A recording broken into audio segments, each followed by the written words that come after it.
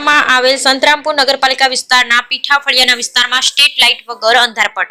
આ વિસ્તારમાં રાત્રિ દરમિયાન કોઈને નીકળવું હોય તો જાનના જોખમે નીકળવું પડે તેમ છે। આ સંતરામપુરના પીઠાફળિયા વિસ્તારમાં લાઇટની કોઈ જ સુવિધાઓ નથી, માત્ર શોભાના ગાંઠિયા સમાન લાઇટ માટેના થાંભલાઓ ઊભા કરેલા જોવા મળે છે। શું આને જ વિકાસ સમજવાનો છે તેવો જાગૃત નાગરિકોના સરકારોને પ્રશ્ન।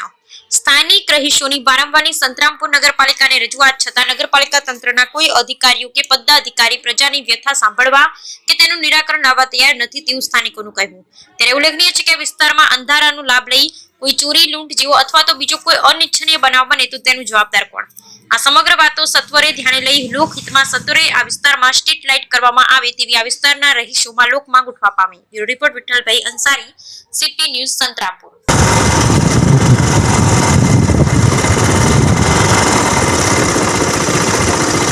ભાઈ આ સુલેમાનભાઈ ઊભા છે બરાબર।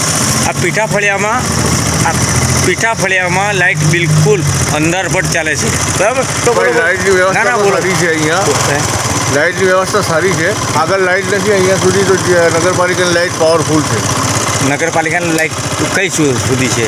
અહીંયા અમારા મંદિરથી લઈને લોટા કાકાના ઘર સુધી નથી, ખાલી બાવા સેટને પેટા સુધી જ છે ને પેલા ભાઈ છે, 2 લાઇટ મારી નથી, ખાલી 2 લાઇટો જ છે। બીજું શું કહેવા માંગો તમે? કહો બસ સારી છે નગરપાલિકા।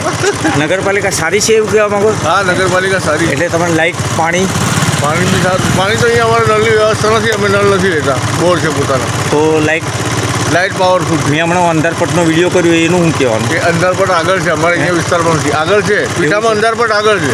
રાકેશની નામાને ઘરથી માંડીને આજ સુધીનું કંઈ અંધારું પટ છે બિલકુલ? તમે શું કહેવા માંગો? અમે જોયું નથી, અમે અમારી બાઉન્ડ્રી સુધી જ છીએ। એવું છે, સારું।